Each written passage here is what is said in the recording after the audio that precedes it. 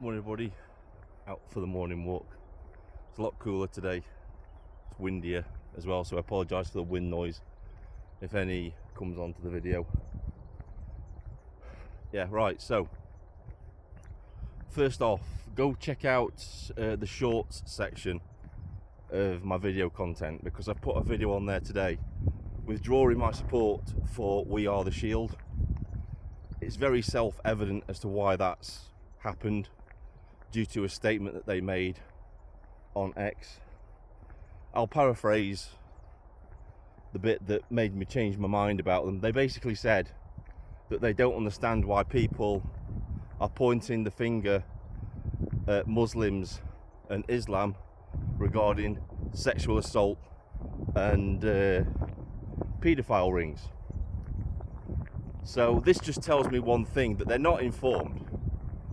And you know, what the hell were they doing whilst everything was coming out about the Pakistani grooming gangs? Where were they? Didn't they hear about that? Anyway, I've withdrawn all support for We Are the Shield.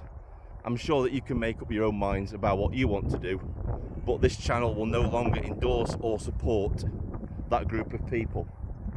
Now, that's to say that their idea wasn't a good idea. It was a good idea. Patrolling the streets, protecting our women and children. You can still do that yourselves. And you don't have to pay for it either. All you have to do is set up a local neighbourhood watch and liaise with your local police. And you can go out and you can patrol peacefully and just report any criminality that you see. That's it. That's all you had to do. Like I said, initially a good idea, We Are the Shield, but let down by the views and the opinions of the person running it. So that's all I've got to say on that. So let's get on to the Reform Party.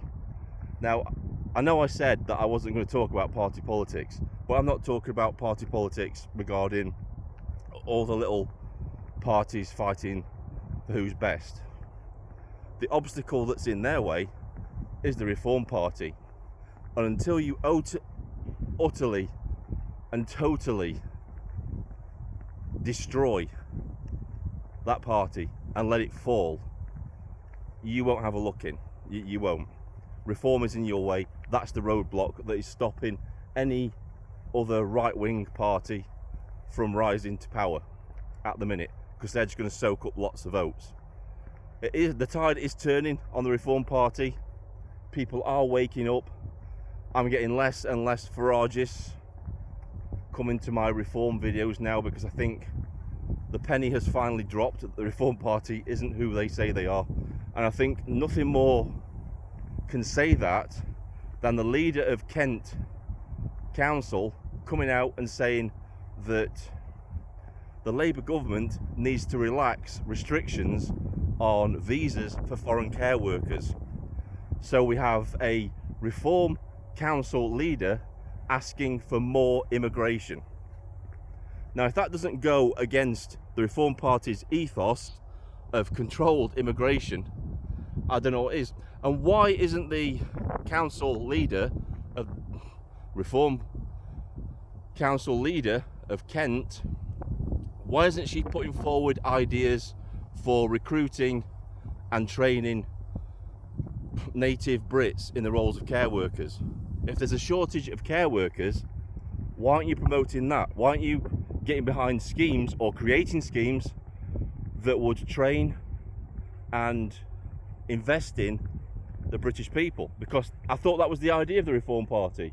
We're going to invest in the British people. We're going to make Britain great again, not import cheap foreign labour. Now, I had somebody comment and say, where are all these people who want care work jobs? Well, once you get rid of diversity, equity and inclusion policy, I assume there will be loads. Because whilst ever we have these policies in place, anybody that wants to be a care worker will be back of the queue, especially if they're a white native Brit. And let's look at the current situation in the NHS. We have loads of student nurses that aren't being employed by the NHS. Why? Because they're importing foreigners to do jobs that Brits have trained to do because of diversity, equity and inclusion policy. So that's why we need to invest in our own people. We need to recruit for the jobs where there are job shortages. You know, maybe, you see, the onus for years, for decades, has been to push everybody into university from school. Not everybody is academic, not everybody wants to go to university.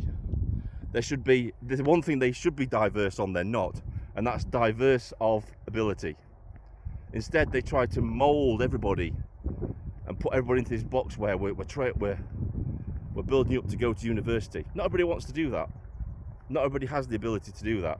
So you should cater for people who don't want to do that. I mean, when I was at school, we had other job options. I mean, they were teaching trades, plumbers, joiners, metal workers. And to me, that's why there's a shortage now in key jobs that we need. Because we don't need lots and lots of academics that go to university. We need people that can maintain our infrastructure. They're just as important as academics. They're just as important as people wanting to be doctors or wanting to be lawyers. And that's where we've gone wrong. This massive push to push people into being something that they don't want to be. I mean, at one time we used to have the army recruitment coming into schools talking about a career in the armed forces. That doesn't happen anymore. We haven't even got a local army recruitment or forces recruitment centre in our town anymore. That shut down years ago. And like I said, we're short in key positions because they're not being pushed. We're just relying on cheap foreign labour to do everything. I mean, look at what happened down south with the fruit pickers. Big outcry after Brexit. Fruit farmers were saying, well, we haven't got anybody to pick our fruit. The Brits don't want to work. Well, why was that? That was because for decades, these fruit farmers were making a nice tidy profit by bringing in cheap foreign labour from abroad, snubbing native Brits because they knew they'd have to pay them minimum wage, because nobody enforces minimum wage. They agreed on a wage that these foreign workers would be paid, and that's how they made their profit. They were greedy. They didn't invest in the local British people, so in the end the Brits snubbed them. And the thing is that they actually advertised it, and apparently 100,000 Brits applied to be fruit pickers, but not one of them got a job because the contracts had already gone out to foreign agencies to recruit cheap foreign labour. So it's not that Brits don't want to work, it's that these fruit farmers were just greedy and wanted to make a massive profit. So all these reports in newspapers a few years back about the Brits being idle was just bollocks. They just weren't given an opportunity to actually do the job. I would do it today. I would do it today. If there were, I love being in the outdoors, I would definitely go and be a fruit picker. But then we heard the horror stories about how they treat their workers as well, these foreign workers. They were treated like slaves. They had to pay for their accommodation as well, so they were taking accommodation costs out of their wages, food costs out of their wages, and at the end of it they were just getting an absolute pittance for doing 12-hour days out in the fields picking fruit. That's what happened. That's something that they won't tell you about. But yeah, Reform Party, it's an absolute joke. It's collapsing in on itself. All Richard Tice can do on X is go on and on about net zero. Pointless. Absolutely pointless. But you ask him what their policy is, Lee Anderson is an absolute clown. That guy's an absolute clown. Hates criticism of anything that he says. Can't take it.